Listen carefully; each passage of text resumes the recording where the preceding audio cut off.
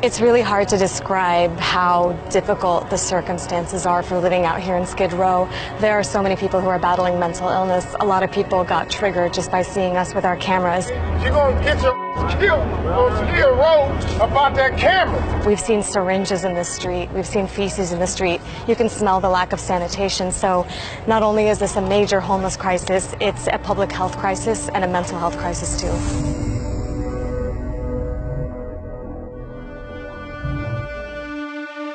When you hear Los Angeles, you probably think movie stars, beaches, and endless shopping. What you don't hear, though, is that this is ground zero of America's homelessness crisis.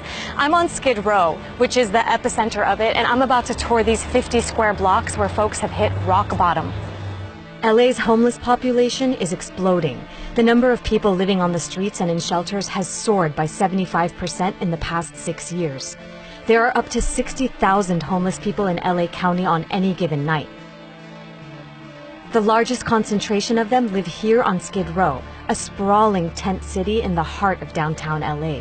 A UN official described living conditions here as shocking. Suzette Shaw has lived on Skid Row for 6 years. She used to live in the shelters, but now has a government-subsidized apartment. I asked her to take me on a tour of her neighborhood. All of these people in this very condensed population, again, where do you see trash cans? Where do you see water fountains? Where do you see food? Law enforcement, they don't like the tents up during the day. But then look, we have all of these people like out here on the concrete that are subjected to the heat and the sun and it's really all the other ills of the street.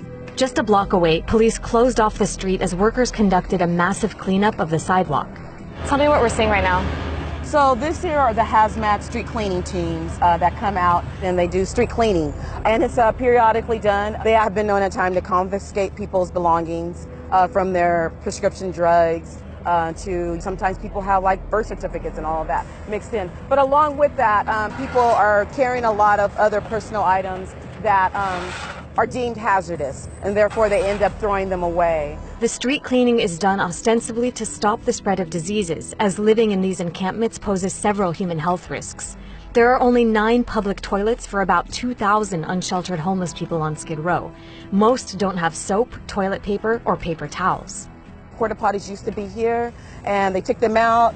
They've recently, installed a couple of more. But it's been a huge fight and pushback from the community in regards to the fact that there's no public toilets. Because where else people supposed to go? Because where else people supposed to go? The lack of sanitation largely contributed to a deadly hepatitis A outbreak that started in San Diego and spread to Los Angeles last September. On top of that, the streets are littered with needles that get reused, further increasing the risk of spreading diseases like HIV and hepatitis C.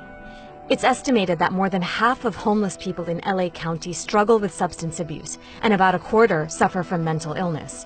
Life expectancy here is 48 years, compared to the average American, who lives to 78. The homelessness crisis is made worse by a cycle of people going from prison and jail to the streets.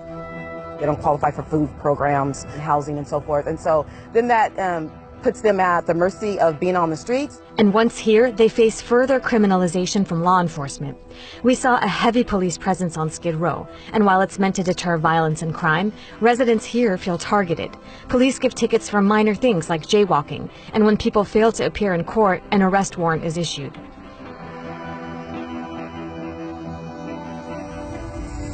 Oftentimes, former inmates with mental illness end up homeless without access to medical or psychiatric help. The death of 43-year-old Charlie Kunang, who was previously treated in a prison psychiatric hospital, brought this issue to national attention. You gotta step outside, man. We gotta figure out what's going on. Come on, brother. In 2015, Charlie was shot and killed by LAPD after a confrontation over a suspected robbery. The situation quickly escalates when officers force Charlie out of his tent and tase him. They take him to the ground, and that's when police say he reached for an officer's gun. He dropped my gun! He dropped my gun! He dropped my gun! Prosecutors said the officers acted in self-defense, and a police commission ruled that they were justified in the shooting. Suzette took me to the spot where Charlie was killed. Obviously, maybe we should have had a mental health team out here to maybe help the situation before then we chose to pull Charlie Kunang out of his tent, taser him, and then kill him.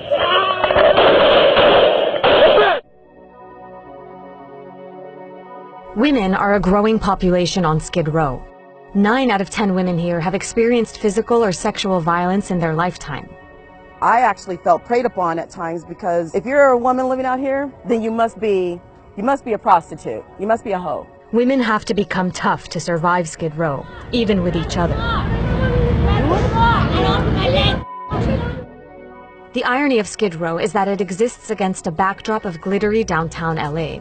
The area has rapidly developed and gentrified in the last decade. Trendy cafes, high-end lofts, and upscale restaurants have popped up everywhere, and buildings are being converted into luxury housing. All of this is driving up rent prices and making apartments unaffordable. Adam Murray is the executive director of the Inner City Law Center. He works with people who are homeless on Skid Row and helps them fight evictions and find permanent housing. Why do you think the homeless population is exploding the way it is here? I'd say more than anything else, it's the disconnect between people's incomes and the cost of living in Los Angeles. In the past 15 years, the median rent has gone up by 28% in Los Angeles, and the median renter income has gone down by 8%. So you literally have hundreds of thousands of people every month who are struggling to pay the rent. And then when you add in those other factors that are going on in their lives, there's just not a safety net to keep them from ending up on the streets. Is the city just not doing enough, in your opinion? The city's definitely not doing enough. The county's not doing enough. Individually, we're not doing enough. Communities aren't doing enough. In 2016, LA voters passed a ballot measure to provide $1.2 billion in funding for the construction of 10,000 affordable housing units over the next 10 years. But where to build them is now the problem. Part of the challenge is there's a lot of resistance, NIMBY resistance, not in my backyard resistance, to any new housing that goes in, especially affordable housing. That needs to change. The American homeless population increased last year for the first time since 2010. On any given night, about 500,000 people in the U.S. were living on the streets or in shelters. Meanwhile, President Trump and congressional Republicans want to cut spending on social safety net programs, including federal housing assistance. In his budget request, Trump included work requirements for people who receive public housing subsidies, food stamps, and Medicaid. He also proposed cuts to housing voucher programs that have helped people like Suzette find a stable place to live. Skid Row is an extreme case study example of homelessness in the U.S. and how, for now, the problem seems intractable. Most people here are chronically homeless, meaning they've been living as such for at least a year or repeatedly. What do you think is really misunderstood about a place like Skid Row? We oftentimes pathologize poor people. We see them as lazy. We see them as not really trying to, we don't see the resolve that it takes to actually sustain out here, to have hope when there is no hope. I've met women who are nurses, Stanford graduates, that come from families. I met people who are connected to celebrities living out here. And we lack the seeing that these people are actually human, that we're human, because I live here.